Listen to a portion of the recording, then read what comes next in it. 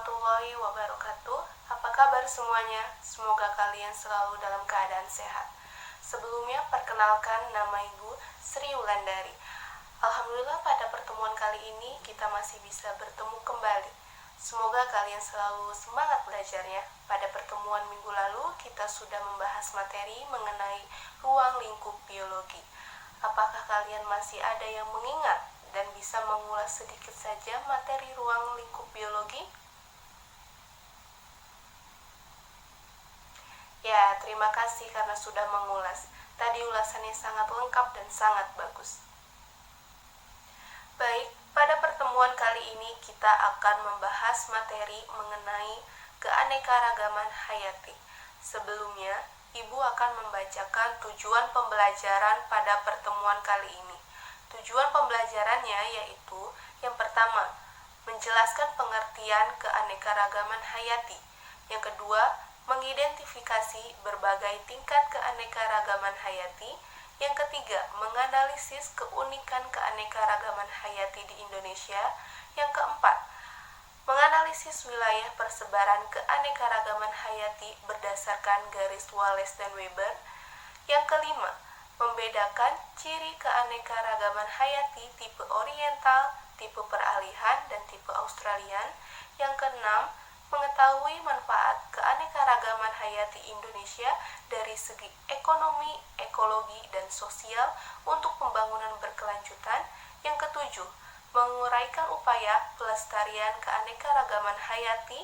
Dan yang terakhir, menyajikan hasil observasi berbagai tingkat keanekaragaman hayati di Indonesia dan usaha upaya pelestariannya. Yang pertama, kita akan membahas pengertian keanekaragaman hayati. Apa sih yang dimaksud dengan keanekaragaman hayati? Keanekaragaman hayati atau biasa juga disebut dengan biodiversitas.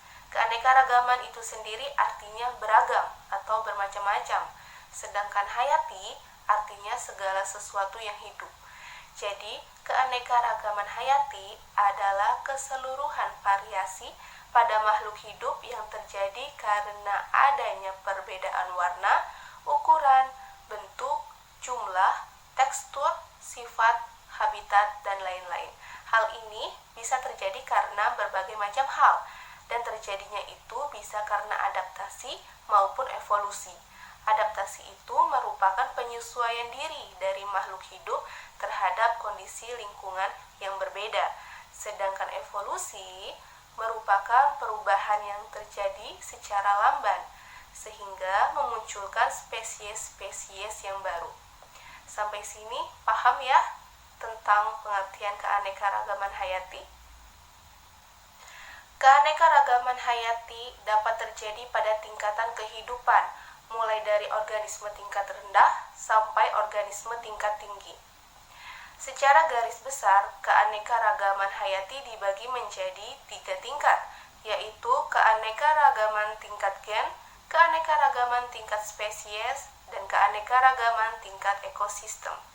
Keanekaragaman tingkat gen disebabkan karena adanya variasi gen atau struktur gen dalam suatu spesies pada makhluk hidup.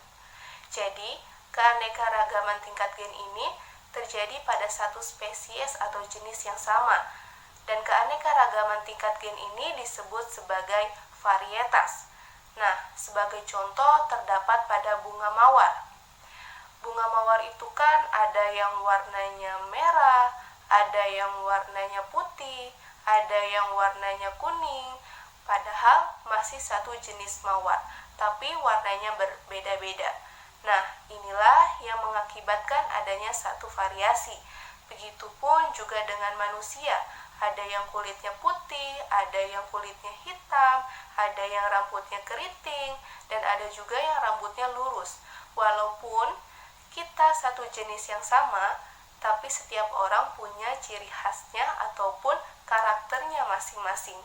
Itu juga disebut sebagai variasi yang ditimbulkan oleh gen. Selanjutnya, keanekaragaman tingkat spesies. Keanekaragaman ini ditemukan pada komunitas atau kelompok berbagai spesies makhluk hidup dalam genus atau famili yang sama. Jadi, walaupun mereka berbeda spesies, tapi mereka dalam satu genus atau famili yang sama. Contohnya, ada singa, harimau, macan tutul, dan juga kucing. Mereka berbeda jenis, berbeda juga habitat dan tingkah lakunya. Tetapi, mereka tergolong satu famili yang sama, yaitu Falidae. Selanjutnya, ada pohon kelapa, pohon aren, dan juga pohon palem. Walaupun mereka jenis yang berbeda, tapi mereka ini satu famili, yaitu famili Araceae. Yang terakhir ada keanekaragaman tingkat ekosistem. Keanekaragaman ini terjadi karena akibat perbedaan letak geografis yang menyebabkan perbedaan iklim. Nah, perbedaan iklim ini dapat menyebabkan terjadinya perbedaan temperatur, curah hujan, intensitas cahaya, dan lamanya penyinaran.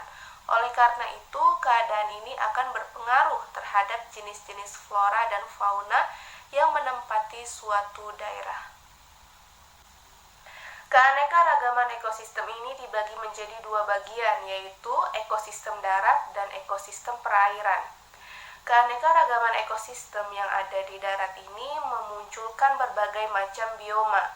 Apa saja sih biomanya? Yang pertama ada hutan hujan tropis. Wilayah ini terdapat dalam daerah Khatulistiwa dan memiliki iklim tropis dengan keanekaragaman hayati yang cukup tinggi. Contohnya di Indonesia. Indonesia itu flora dan faunanya heterogen. Jadi ada banyak makhluk hidup yang hidup di hutan hujan tropis. Selanjutnya ada gurun. Wilayah ini terdapat di daerah tropika dan merupakan wilayah yang sangat gersang dengan curah hujan yang rendah. Makanya, organisme yang hidup di wilayah ini adalah organisme yang tahan panas dan tidak membutuhkan banyak air.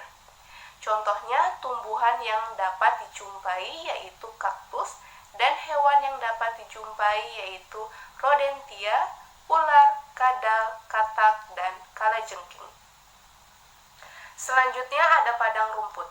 Wilayah ini terdapat di daerah yang terbentang dari daerah tropik ke subtropik dengan curah hujan kurang lebih 25-30 cm per tahun dan hujan yang turun tidak teratur.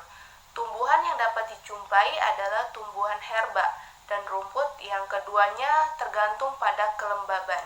Sedangkan hewan yang dapat dijumpai yaitu zebra, singa, jerapah, gajah, kanguru, dan lain-lain. Selanjutnya ada hutan gugur. Wilayah ini terdapat di daerah beriklim sedang dengan curah hujan yang merata setiap tahun. Hewan yang dapat dijumpai yaitu rusa, beruang, rubah, dan burung pelatuk. Selanjutnya ada taiga. Wilayah ini terdapat di belahan bumi sebelah utara dan di pegunungan daerah tropik dengan suhu di musim dingin rendah. Biasanya, taiga merupakan hutan yang tersusun atas satu spesies seperti konifer, pinus, dan sejenisnya. Dan yang terakhir, ada savana, merupakan padang rumput yang diselingi pohon-pohonan. Savana terdapat di daerah tropis dengan curah hujan 90-150 cm per tahun. Selanjutnya, ekosistem perairan. Ekosistem perairan dibagi menjadi dua, yaitu ada air tawar dan air laut.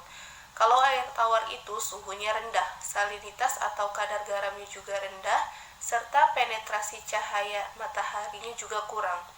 Air tawar ini berdasarkan keadaan airnya dibedakan menjadi dua, yaitu yang pertama lentik, yang airnya tenang seperti danau dan rawa, dan yang kedua itu lotik, yang airnya mengalir seperti sungai dan air terjun. Sementara air laut berdasarkan macamnya dibedakan menjadi laut dalam, terumbu karang, estuari, pantai pasir, dan pantai batu. Berdasarkan air laut dengan air tawar, air laut ini suhunya tinggi, salinitas atau kadar garamnya juga tinggi, serta penetrasi cahaya mataharinya juga tinggi. Nah, perbedaan air tawar dengan air laut ini mengakibatkan flora dan fauna yang ada di dalamnya juga pasti sangatlah berbeda. Komponen biotik ekosistem perairan dibagi menjadi 5 kelompok besar, yaitu ada plankton. Plankton ini merupakan organisme perairan yang bergerak pasif, jadi dia hanya mengikuti arus. Contohnya ada fitoplankton dan zooplankton. Lalu ada nekton. Nekton ini merupakan organisme perairan yang bergerak aktif. Contohnya seperti ikan dan katak. Kemudian ada neuston. Neuston ini merupakan organisme yang mengapung di permukaan air. Contohnya seperti serangga dan juga teratai. Selanjutnya ada bentos. Bentos ini merupakan organisme yang berada di dasar perairan. Contohnya seperti udang, kepiting, dan cacing. Dan yang terakhir ada perifiton. Perifiton ini merupakan organisme yang melekat pada organisme lain. Contohnya seperti ganggang dan siput. Indonesia merupakan negara yang kaya akan keanekaragaman hayatinya. Oleh karena itu, flora dan fauna yang ada di Indonesia sangatlah beragam. Yang dimaksud dengan flora yaitu seluruh jenis tumbuhan yang berada di suatu daerah tertentu. Sedangkan fauna yaitu seluruh jenis hewan yang menempati daerah tertentu. Secara umum, persebaran flora dan fauna di Indonesia dipengaruhi oleh letak geografisnya. Berdasarkan wilayah dan karakteristik flora dan fauna di Indonesia dapat dibedakan menjadi 3 bagian, yaitu Indonesia bagian barat, Indonesia bagian tengah, dan Indonesia bagian timur. Ketiga bagian ini dipisahkan oleh garis Wallace dan garis Weber.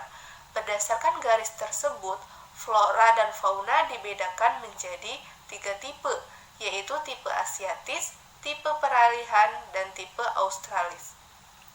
Tipe asiatis. Tipe asiatis ini merupakan wilayah Indonesia bagian barat, meliputi Pulau Jawa, Sumatera, dan Kalimantan. Flora dan fauna di sini hampir sama dengan yang ditemukan di Asia. Flora yang ditemukan juga heterogen atau bermacam-macam, seperti tanaman lumut, tanaman paku, jamur, meranti, mahoni, dan damar. Selanjutnya, hewan endemik juga ditemukan dalam tipe ini, seperti badak bercula 1, harimau Sumatera, orangutan, tapir, harimau loreng, ikan pesut mahakam, dan lain-lain. Sementara itu, flora endemiknya ada bunga rafflesia. Kemudian ada tipe peralihan. Tipe peralihan merupakan wilayah Indonesia bagian tengah, meliputi Pulau Bali, Nusa Tenggara, dan Sulawesi. Pada tipe ini terdapat fauna tipe asiatis seperti kera dan fauna tipe australis seperti kuskus. Selanjutnya, flora di wilayah ini didominasi oleh rempah-rempah seperti pala, cengkeh, dan cendana. Sementara itu, hewan endemik yang ditemukan yaitu seperti anoa, komodo, babi rusa, dan burung maleo. Dan yang terakhir ada tipe australis. Tipe australis merupakan wilayah Indonesia bagian timur, meliputi Pulau Papua, Maluku, dan sekitarnya. Karakteristik flora dan fauna yang ada di tipe australis ini menyerupai flora dan fauna yang ada di benua Australia. Flora yang dapat ditemui ada pohon sagu, nipah, pohon rasamala, dan matoa. Sementara hewan endemik yang ada di tipe ini yaitu burung cendrawasih, kasuari, dan kanguru pohon. Selanjutnya terdapat ancaman kepunahan keanekaragaman hayati di Indonesia. Kepunahan flora dan fauna bukan suatu gejala yang baru. Beberapa ratus tahun yang lalu sebagian besar flora dan fauna telah berkurang karena kegiatan manusia. Jenis flora dan fauna yang cepat mengalami kepunahan misalnya dapat dilihat dari persebarannya yang sedikit dan minimnya kemampuan untuk beradaptasi terhadap lingkungan itu kecil. Ditemukan di daerah persebaran yang sempit, membutuhkan daerah luas untuk bertahan hidup, pemangsa besar sehingga diburu oleh manusia, memiliki kekhususan yang tinggi, dan memiliki nilai yang komersial. Nah, itulah yang menyebabkan flora dan fauna akan cepat mengalami kepunahan. Selain itu, ada juga hal-hal yang dapat menyebabkan penurunan keanekaragaman hayati. Contohnya, perusakan dan pemusnahan habitat, masuknya jenis hewan peliharaan dan tumbuhan yang baru pada suatu habitat tanpa penelitian dan pengembangan yang seksama, penggunaan jenis tumbuhan dan hewan pada suatu habitat secara berlebihan, terjadinya pencemaran lingkungan pada suatu ekosistem, terjadinya perubahan iklim global, dan adanya perkembangan industri pertanian dan perhutanan, serta adanya eksploitasi berlebihan saat penambangan logam dan pemanfaatan biota laut. Kemudian terdapat usaha pelestarian sumber daya alam hayati yang merupakan tanggung jawab bersama dan harus dilakukan secara ketat, karena sudah banyak jenis tumbuhan dan hewan endemik yang telah berada di ambang kepunahan. Usaha-usaha yang dapat dilakukan untuk pelestarian keanekaragaman hayati dibagi menjadi dua, yaitu pelestarian ex situ dan pelestarian in situ. Pelestarian in situ merupakan pelestarian keanekaragaman hayati yang dilakukan di tempat hidup aslinya atau habitatnya. Pelestarian ini dilakukan pada makhluk hidup yang memerlukan habitat khusus atau makhluk hidup yang dapat menyebabkan bahaya pada kehidupan makhluk hidup lainnya jika dipindahkan ke tempat lain. Salah satu contoh pelestarian in situ yaitu Taman Nasional dan Cagar Alam. Sedangkan pelestarian ex situ merupakan pelestarian keanekaragaman hayati dengan cara dikeluarkan dari habitatnya dan dipelihara di tempat lain. Contoh peliharaan ex situ yaitu kebun koleksi, kebun plasma nutfah, kebun raya, dan kebun binatang. Selanjutnya kita masuk ke pembahasan yang terakhir, yaitu manfaat keanekaragaman hayati. Keanekaragaman hayati yang dimiliki oleh Indonesia sangatlah bermanfaat bagi kesejahteraan manusia dan kelangsungan kehidupan. Beberapa manfaat keanekaragaman hayati yaitu yang pertama, secara ekonomi.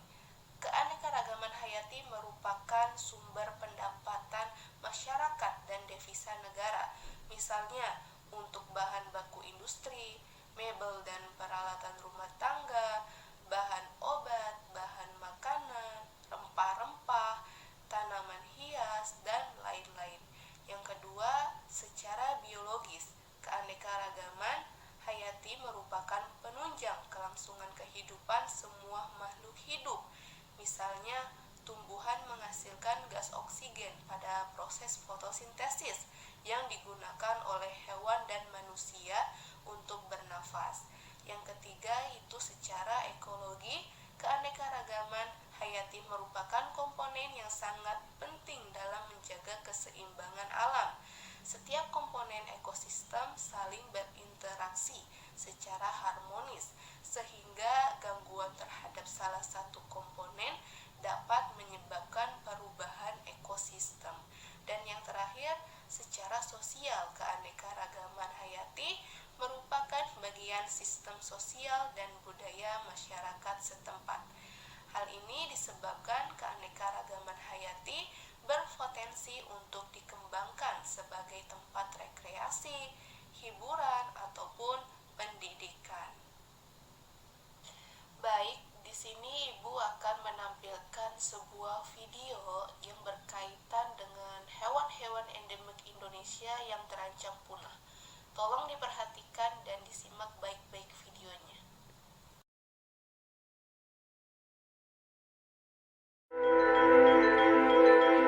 Sebagai sebuah negara, Indonesia dikaruniai oleh daratan dan lautan yang luas. Daratan yang sangat luas tersebut tidaklah kosong, melainkan juga ada isinya. Banyak sekali jenis fauna yang bisa kita jumpai di Indonesia. Belakangan ini, kita sangat jarang menemui fauna asli Indonesia berkeliaran di sekitar rumah, bahkan tidak pernah. Selamat datang di channel Kotak Sampah. Berikut ini 7 fauna yang terancam punah di Indonesia. Arwana merah termasuk dalam hewan terancam punah karena ditangkap dan dijual, sedangkan perkembangbiakannya sangat rendah. Ikan asal Sungai Kapuas, Kalimantan Barat ini mempunyai tubuh berwarna merah dan disukai oleh kolektor ikan arwana. Bahkan harganya bisa mencapai ratusan juta rupiah. Disebabkan oleh langkanya ikan ini, pemilik harus mempunyai izin khusus bahwa ikannya berasal dari penangkaran. Ditambah, ikan arwananya harus dipasangi microchip. Burung elang asli Flores ini sudah terancam punah. Kini populasinya tidak sampai 250 ekor. Elang ini atau Spizaetus floris hanya dapat ditemukan di beberapa pulau di Nusa Tenggara Timur seperti Pulau Flores, Sumbawa, Lombok, Satunda, Palawe, Komodo, dan Rinca. Burung elang Flores mempunyai ukuran tubuh yang sedang dengan tubuh dewasa berukuran sekitar 55 cm. Bagian kepalanya berbulu putih dan terkadang mempunyai garis-garis berwarna coklat di mahkotanya. Berbicara tentang kadal, siapa sih yang tidak tahu tentang kadal terbesar di dunia ini? Panjang tubuhnya bisa mencapai 3 meter dan berat 70 kg. Komodo jantan berukuran lebih besar daripada komodo betina. IUCN memasukkan komodo sebagai spesies yang rentan terhadap kepunahan. Oleh sebab itu, kini komodo dilindungi di Taman Nasional Komodo. Burung bidadari halmahera merupakan salah satu jenis cendrawasih berukuran sedang, sekitar 28 cm. Burung ini memiliki bulu indah dengan kombinasi warna coklat, hijau, dan warna zaitun. Burung bidadari halmahera biasanya hanya ditemukan di Pulau Halmahera dan Pulau Batsan, Maluku Utara. Makanannya terdiri dari serangga, arthropoda, dan buah-buahan.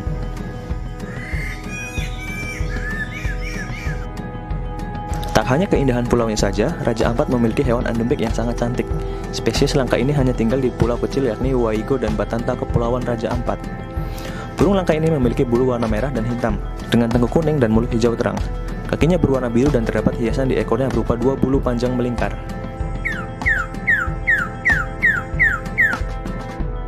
Sesuai namanya, kura-kura leher ular rote memiliki leher panjang menyerupai ular. Hal tersebut menyebabkan lehernya tidak dapat ditarik ke dalam tempurung. Hewan ini termasuk endemik yang hanya bisa ditemukan di Pulau Rote, Nusa Tenggara Timur.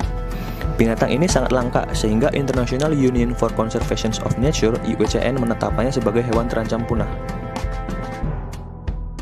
Kucing merah atau kucing batu Kalimantan adalah endemik Pulau Kalimantan yang jarang ditemui. Bulunya berwarna coklat kemerahan dengan bagian perut lebih pucat dari punggungnya. Tubuh kucing merah cukup ramping dengan panjang sekitar 55 cm dan ekornya 35 cm. Beratnya berkisar antara 2 hingga 4,5 kg. Itulah 7 hewan yang terancam punah di Indonesia. Mari kita bersama-sama melestarikan dan menjaga habitat mereka.